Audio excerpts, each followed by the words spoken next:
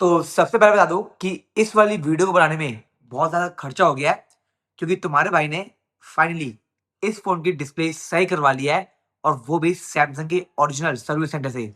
और सब बताऊँगा कि कैसा रहा मेरा एक्सपीरियंस सर्विस सेंटर के साथ, क्या सैमसंग ने मुझे परेशान किया या एक अच्छी सर्विस मुझे मिली, और स्पेशली ये फ़ोन मैंने 17,000 का खरीदा था, उसके हिसाब से कैसा एक्सपीरियंस रहा सब बताऊँगा।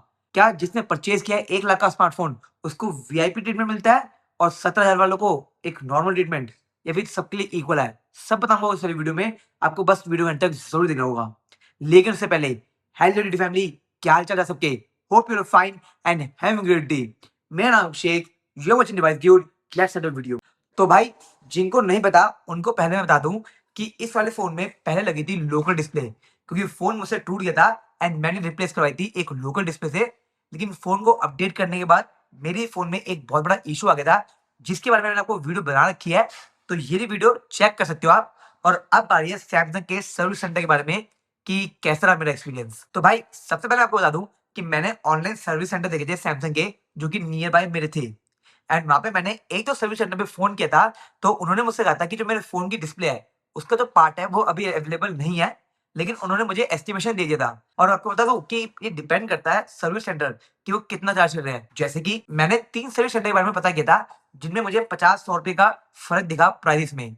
लेकिन जो मेरे घर के सबसे पास था, मैंने उसे ही चूज़ किया।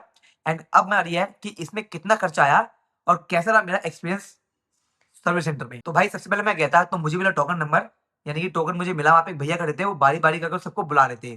एंड ठीक है, सर्विस सेंटर में जब मैं पहले दिन गया था तो इतनी भीड़ नहीं थी, हमारा नंबर जल्दी आ गया था। बाय द वे, यहाँ पे कोई पानी-वानी नहीं मिलता, सब आपको कोने में रखा हुआ मिलेगा, खुद लेना पड़ेगा, सेल्फ सर्विस है। एनवायरनमेंट की मैं बात करूँ तो भाई, सबसे पहले तो हर एक चीज़ सैमसंग की लगी थी। सैमसंग की एलईडी, सैमसंग का एसी वगैरह, मतलब हर चीज़ सैमसंग की थी। लैपटॉप्स को छोड़कर वो लेनोवो के थे। लेकिन हाँ भाई, अगर मैं बात करूँ तो टिपिकल सैमसंग के जो स्टोर होते हैं, ठीक उसी तरह डिज़ाइन किए गए हैं सैमसंग के सर्विस सेंटर को, जो कि काफ़ी अच्छे थे। एंड मेरे ख्याल यहाँ पे 6 काउंटर थे जो मैंने देखे थे। 6 या 7 काउंटर मैंने आपको वीडियो में दिखाया है। तो भाई, लेकिन सब में स्टाफ नहीं थे, स्टाफ सिर्फ़ कुछ-कुछ में थे। एंड हमारा नंबर आ गया था, करीब आधे घंटे में नंबर आ गया था हमारा। एंड जब मैं गया तो उसने चेक किया। उसने आईएमईआई नंबर लिया एंड चेक किया कि इसका पार्ट अवेलेबल है या नहीं। एंड इसका पार्ट अवेलेबल नहीं था। तो मैं ये बात बता रहा हूँ आपको सैटरडे की, ठीक है? सैटरडे को मैं गया एंड उन्होंने मेरे को कहा कि आपका पार्ट ऑर्डर करना पड़ेगा। मैंने कहा, अगर फ़ोन सबमिट करना है, सबमिट कर लो। उन्होंने सबमिट करने से मना कर दिया एंड कोई एडवांस भी नहीं लिया। हाँ, उन्होंने कोई एडवांस नहीं लिया। उसने कहा आपको कॉल पहुँच जाएगी और नहीं तो मंडे को आकर 2 बजे अपना फ़ोन सबमिट कर जाना, आपका फ़ोन ठीक हो जाएगा। एंड वहाँ से हम चले आए फ़ोन लेकर वापसी, और साथ में भाई ने हमें एक स्लिप दी थी, जिसमें हमारा जो रिक्वेस्ट नंबर है वो था, और साथ में एक नंबर था जिसपे हमें सर्विस सेंटर से बात करनी थी। मंडे को जाने से पहले भाई मैंने कंफर्म करा कि क्या पार्ट आया या नहीं आया। एंड वो सच में भाई मैंने एक बहुत बड़ी चीज़ की थी, क्योंकि मेरा पार्ट मंडे को अवेलेबल नहीं हुआ था, क्योंकि कावड़ चल रही थी, तो सबने कहा था कि भाई जो पार्ट्स है वो अभी तक नहीं आया है, आपको ट्यूसडे को पार्ट 100% मिल जाएँगे। तो मैंने ठीक है, कोई दिक्कत नहीं, मैं मंडे को नहीं गया एंड वहीं पे बात खत्म हो गई। 2 बजे की बात थी, मैं 2 बजे पूछा था उनसे। ट्यूसडे को भाई ऐसा हुआ कि जल-वल था, मेरे ख्याल ट्यूसडे मंडे को जल था, तो ट्यूसडे को भाई पार्ट्स वगैरह नहीं आए थे, तो उन्होंने कहा कि कल आपको 110% मिल जाएँगे। तो भाई मैंने ये बोला था कि भाई आपने मुझे मंडे को भी कहा था, उसने कहा सर कावड़ की वजह से कुछ पार्ट्स नहीं आया, कल सारे पार्ट्स आ जाएँगे। चलो, अब मैंने वेडनेसडे को फ़ोन लगाया 2 बजे, तो भाई उन्होंने मुझसे कहा कि सारे पार्ट आ चुके हैं, जितने भी उन्होंने ऑर्डर लगाए थे, तो अब मैं आ सकता हूँ और अपने फ़ोन को ठीक करा सकता हूँ। यानी कि जो पार्ट मैंने सैटरडे को ऑर्डर दिया था, वो पार्ट मुझे वेडनेसडे को मिला, जबकि उनकी और मेरी बात हुई थी मंडे को। तो थोड़ा सर्विस में डिले था, लेकिन हाँ ठीक है, मानते हैं, क्योंकि कावड़-वावड़ आ रही थी भाई, तो ऑफ कोर्स जो रोड्स वगैरह होती है सब ब्लॉक होती है, तो इसकी वजह से हमें कोई दिक्कत नहीं, और इतना अर्जेंट भी था ये वाला फ़ोन ठीक करवाना में, तो हमारा काम चल गया था। अब बारी आती है कि मैं जब सर्विस सेंटर गया तो क्या हुआ? भाई, जब तुम्हारा भाई सर्विस सेंटर गया, तो हमें टोकन वापसी लेना पड़ा, यानी कि भैया ही खड़े थे, उन्होंने नंबर लिख लिया था अपना हिसाब से, एंड उन्होंने मैं अपनी बारी में बुलाया। और भाई सच में उस दिन मुझे लगता है बहुत सारे लोगों के पार्ट लगे थे, क्योंकि इतनी भीड़ थी भाई। मेरा जो नंबर आया वो 1 घंटे में आया एंड मैं बैठे-बैठे पक गया यार। 1 घंटे में जब नंबर आया तो भाई मैंने फ़ोन दिखाया उसी भाई को जिसके मुझे ऑर्डर लिखा हुआ था, एंड उससे फ़ोन को चेक करा। उसने मुझे बॉक्स वगैरह, बिल वगैरह माँगा था। मैं बॉक्स लेके नहीं गया था, मैंने फ़ोटो मँगवाई थी घर से। उसमें आईएमईआई नंबर से उसने चेक करा एंड इसका पार्ट आ चुका था इस फ़ोन का। उसने मुझे खर्चा बताया 6,700 का, कि एस्टिमेशन आपका 6,700 का।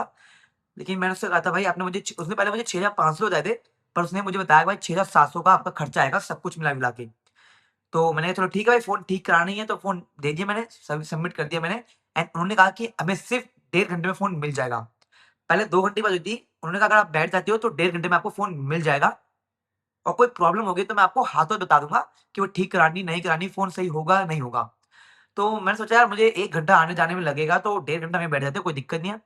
तो तुम्हारा भाई डेढ़ घंटा वहीं बैठ गया आराम से। 3 बजे के गए थे, हमने 4 बजे फ़ोन को सबमिट कर दिया था वहाँ पे पूरा। एंड अब बारी थी हमें डेढ़ घंटा इंतज़ार करने की। हमने कैसे न कैसे करके डेढ़ घंटा काटा, पर इस बीच में हमें कोई चाय-वाय, कॉफ़ी वगैरह पूछने नहीं आया, पहले बता दूँ। हाँ, मुझे पता है कोई ऐसा रेस्टोरेंट नहीं है, लेकिन ठीक है यार, जब हम बैठे थे तो पूछ सकते थे। लोग आ रहे थे, जा रहे थे, काफ़ी लोग इंतज़ार भी कर रहे थे एंड उसके बाद डेढ़ घंटा बीता एंड हमें फ़ोन का अपडेट मिला कि अभी तक फ़ोन ठीक नहीं हुआ है। हमने पता किया भाई फ़ोन ठीक क्यों नहीं हुआ है? वो कह रहे सर अभी चल रहा है, प्रोसेस में है, हम आपको कर देंगे। एंड 2 घंटे बाद मेरा फ़ोन आया बाहर एक प्रॉब्लम को नया लेकर। इसमें वाइब्रेशन मोडर और फिंगरप्रिंट काम नहीं कर रहा था। उसने मुझे 2 घंटे बाद बताया। वाइब्रेशन मोटर छ 60-70 रुपए की थी 87 की थी हाँ, 87 की वाइब्रेशन मोटर थी एंड ₹500 का इसका फिंगरप्रिंट था जो कि सॉफ्टवेयर डलेगा। तो भाई मैंने कहा इसमें कितना टाइम लगेगा? तो उसने भाई सॉफ्टवेयर डालने में कम से कम 1 घंटा लग जाएगा और वाइब्रेशन मोटर तो अभी ठीक हो जाएगी जब डिस्प्ले का काम होगा। तो भाई मैंने उससे कहा कि वाइब्रेशन मोटर डाल दे, फ़ोन को वाइब्रेट होना चाहिए, लेकिन भाई फिंगरप्रिंट ना हो कोई दिक्कत नहीं है मेरे को। वो करने के बाद भाई मुझे मेरा फ़ोन ढाई घंटे में मिला। मैं वहाँ पे 3 बजे का बैठा हुआ, 4 बजे मैंने फ़ोन सबमिट किया एंड वहाँ से भाई मैं रवाना हुआ साढ़े 6 बजे और पूरे साढ़े 6 भी नहीं भाई, ये मान लो फ़ॉर्मेलिटी करते-करते भाई 7 ही बजा दिया उन्होंने मेरे को। मतलब मैं वहाँ से 7 बजे भाई निकला हूँ मैं वहाँ से सर्विस सेंटर से। ऑलमोस्ट मैं 4 घंटे वहाँ बैठा हूँ भाई, 3 से 7 बजे मैं वहाँ बैठा हुआ हूँ, जबकि उन्होंने कहा था कि डेढ़ घंटे में आपको फ़ोन मिल जाएगा। अगर कोई प्रॉब्लम हो गई तो वो 2-4 मिनट में आपको बता देगा एक बार फ़ोन खोल के, लेकिन उसने 2 घंटे बाद मुझे बताया कि इस फ़ोन में ये प्रॉब्लम थी। एंड अब भी भाई मैं आपको बताऊँ, मैंने इसे यूज़ करते हुए मुझे करीब आई थिंक 3-4 दिन हो चुके हैं एंड आप देख रहे हो तो पैनल से ओपन होने लग रहा है। तो भाई मैं जाऊँगा इसे ठीक कराऊँगा, बताऊँगा भाई इसका पैनल जो है ओपन हो रहा है, मैंने सर्विस सेंटर कर दी। इन्होंने मुझे 3 महीने की वारंटी दी है डिस्प्ले की। अगर डिस्प्ले में कोई भी इश्यू आता है, ग्रीन लाइन इश्यू या फिर कोई ब्लैक हो जाए तो वो टूटने की गारंटी नहीं है, पहले ही मैं आपको बता दूँ। अगर मैं बात करूँ ओवरऑल सर्विस की तो भाई देखो ठीक है, सर्विस अच्छा है, मुझे एक तो काफ़ी अच्छी तरह से उन्होंने डिस्प्ले चिपका के दी है, जैसा लगने में डिस्प्ले चेंज कराई है एंड ऑफ कोर्स भाई सैमसंग की वो क्वालिटी एमोलेड डिस्प्ले वाली बहुत ही बढ़िया भाई देखो, इसमें तो मैं मानता हूँ जैसे कि इसमें 120 हर्ट्ज चल रहा है, लोकल डिस्प्ले में सिर्फ 60 हर्ट्ज था, तो डिस्प्ले की क्वालिटी भाई ओरिजिनल की ओरिजिनल है, ये तो मैं मान गया। खर्चा बहुत मोटा बिठा दिया इन्होंने। इन्होंने मुझसे लिया है 6430 रुपीज़ जिसमें मेरा वाइब्रेशन मोटर भी है और डिस्प्ले भी है।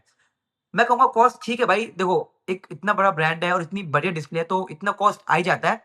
फिर भी भाई इन्होंने अपने एस्टिमेशन से बहुत कम बिल बिठाया है क्योंकि मैं 67 का सोच के गया था एंड 67 ही मैं रख के गया था अपने पर्स में।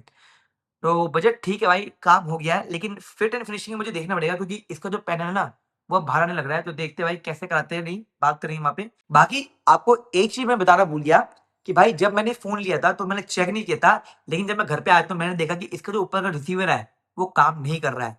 तो भाई अगर आप सर्विस सेंटर से फ़ोन लेते हो, तो प्लीज़ भाई चेक कर लेना वहीं कहीं। मैंने चेक नहीं किया, ये मेरी गलती हो गई। अब मैं सर्विस सेंटर जाऊँगा तो बोल दूँगा, ये काम नहीं कर रहा। बोलेगा तो रिप्लेस कर देगा तो कर देगा, ज़्यादा मोटा पार्ट नहीं है, मतलब ज़्यादा महँगा पार्ट नहीं है। लेकिन हाँ भाई, प्लीज़ अगर ये चेक करना क्योंकि उसने मुझे सिर्फ़ 2 चीज़ों में कमी बताई थी, एक फिंगरप्रिंट में और एक वाइब्रेशन मोटर में और मैंने वाइब्रेशन मोटर को चेंज करवा लिया था और फिंगरप्रिंट को मैंने चेंज नहीं करवाया था। तो इसमें कैसे प्रॉब्लम आई मुझे ये जानना है। बाकी फ़ोन ठीक है, अगर मैं बात करूँ भाई इसकी प्रेज़ेंटेशन की, तो काफ़ी अच्छी तरह से भाई इसने डिस्प्ले चिपका के दिया है एंड बिल भी काफ़ी अच्छी तरह से दिया है।